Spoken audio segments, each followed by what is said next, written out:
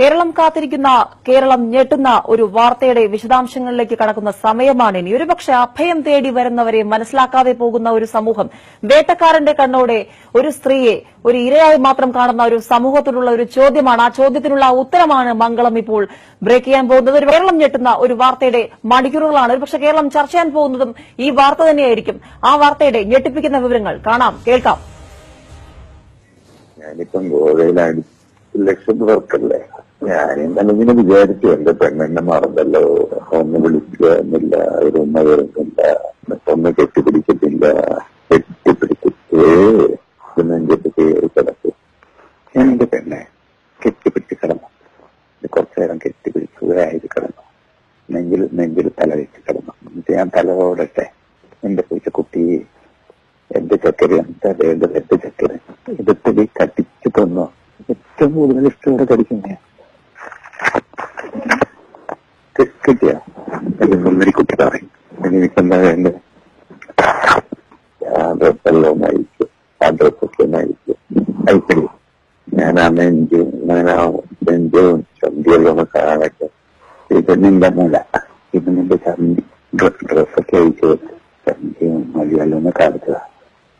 എന്റെ മുന്നത്ത് കയറി കിടക്ക് പെണ്ണും ആ ചുണ്ടം വെച്ച് കുടിക്കുക.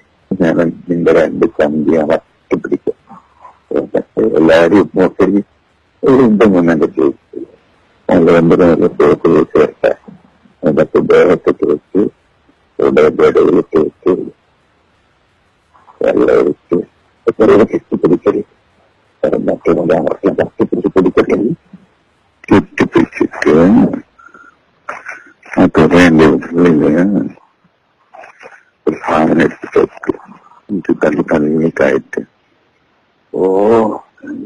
അടി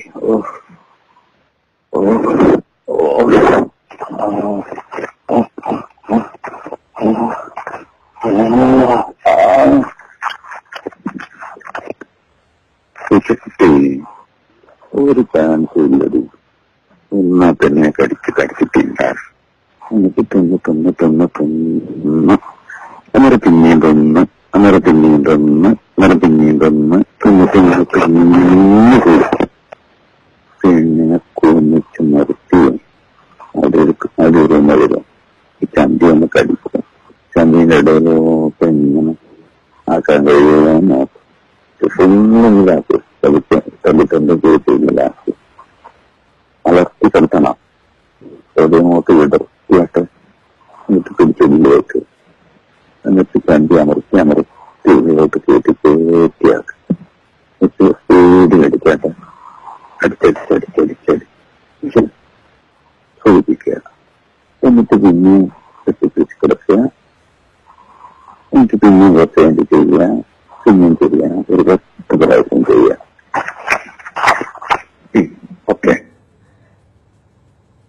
ഒരു പെൺകുട്ടിയുടെ മാനത്തിന് വില പറഞ്ഞ് അധികാരത്തിൽ വന്ന ഒരു സർക്കാർ, ആ സർക്കാരിലെ ഒരു ഭരണാധികാരി, അതും ഒരു മന്ത്രി തന്നെ ഇത്തരത്തിൽ ഒരു ഹീനമായ കൃത്യമെന്ന് തന്നെ പറയേണ്ടി വരും. ഒരു വീട്ടമ്മയോട്, അഭയം തേടിയെത്തിയുന്ന ഒരു വീട്ടമ്മയോട് ഇത്രയും മോശമായ ഭാഷയിൽ സംസാരിച്ചത് ഒരുപക്ഷെ കൊച്ചു കുഞ്ഞുങ്ങളുള്ളവർ അവരെ ഈ ടെലിവിഷൻ ദൃശ്യത്തിന് മുന്നിൽ നിന്ന് മാറ്റേണ്ടി വരുമെന്ന് ഞങ്ങൾക്ക് പറയേണ്ടി വരും. കൂടുതൽ ദൃശ്യങ്ങൾ, ഒരുപക്ഷെ ഇത് സംബന്ധിച്ച കൂടുതൽ ഓഡിയോ ക്ലിപ്പുകൾ ഞങ്ങൾക്ക് കേൾപ്പിക്കേണ്ടതുണ്ട്. കൊച്ചുകുട്ടികളെ ദയവായി അതുകൊണ്ട് ഈ ടെലിവിഷൻ സ്ക്രീനിന് മുന്നിൽ നിന്ന് മാറ്റേണ്ടി വരും. ഒരു മന്ത്രി ആയതുകൊണ്ട് മാത്രമാണ് ഇത് എഡിറ്റ് ചെയ്യാതെ ഞങ്ങൾക്ക് കാണിക്കേണ്ടി വന്നത്. ഞങ്ങൾക്കതിൽ ഖേദമുണ്ട്. പക്ഷേ ഇത്തരക്കാരെ ദൃശ്യമാധ്യമത്തിലൂടെ പുറത്തു കൊണ്ടുവരാനും പക്ഷേ ഞങ്ങൾക്ക് ഇങ്ങനെ തന്നെ ചെയ്യേണ്ടി വരും. ഒരുപക്ഷെ ഒരു മന്ത്രി ഇത്തരത്തിൽ ഒരു അഭയം തേടിയെത്തിയ ഒരു വീട്ടമ്മയോട് ഇങ്ങനെ പെരുമാറുമ്പോൾ ഒരുപക്ഷെ നമ്മൾ ആ ശബ്ദം കേട്ടതാണ്. ഇവിടെ നിങ്ങൾ